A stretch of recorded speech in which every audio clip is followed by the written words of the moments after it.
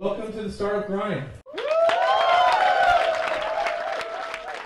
If you were a first-time entrepreneur, would you apply for Y Combinator or the other incubators? Sure, I think it's a great program.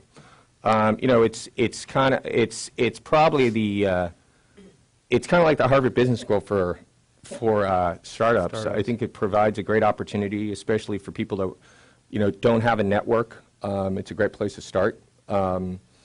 You know, I guess the question I would have is, as that program scales and there's other programs like it, I would rely less on the fact that there's a platform there, take its advantage that it's a learning platform, but at the end of the day, the entrepreneur is still the one responsible for running their company. So I've seen situations where people go in and get advice from a guy or a girl that, might have looked at their business for half an hour and gave these advice, and they thought, I need to do everything that person said. I would say kind of go in with open eyes, and it's an entrepreneur's job to kind of go through it and filter out what's good and bad. Would you launch your company at a conference like Disrupt or Launch? Probably not. Why not? I think that, and I say this, respectfully to both those conferences.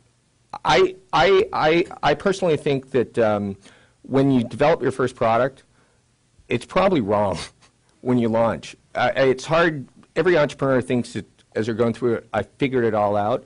But I think there's a lot of stuff you haven't figured out yet, and it probably makes sense to get it right before you have a bigger splash. I mean, we've all seen app companies go out, I think recently, where they go out and they're with the mentality of the agile development process. I'll throw it out and I'll fix it. Yeah. But the problem you have nowadays, especially on the mobile side, is you actually have to get it more right, because a lot of times on these charts, your ratings really determine if you're going to get future users.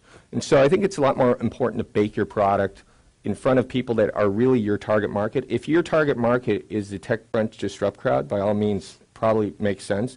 I think most of us aren't launching our business for Silicon Valley. It's for a larger audience. And if that's the case, I would say you probably want to bake it just a bit before you show it to people that potentially will be your power users. So leading off of that, if your startup, let's say you're working on a startup, you'd launched a product, it wasn't getting any traction despite all your efforts, what would you do next?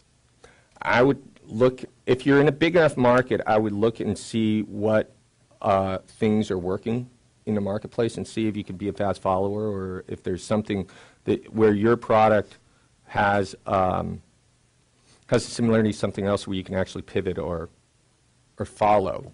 It's okay to be, I think, a fast follower in those situations. And at those times, I think that what you need to do, though, when you launch these things is go after one initiative, not go after 30, because you're probably not. You don't have a lot of resources to begin with, and I think that the biggest problems for companies, in my mind, is they spread themselves too thin. They don't know which ones are working because they haven't focused on one. Yeah.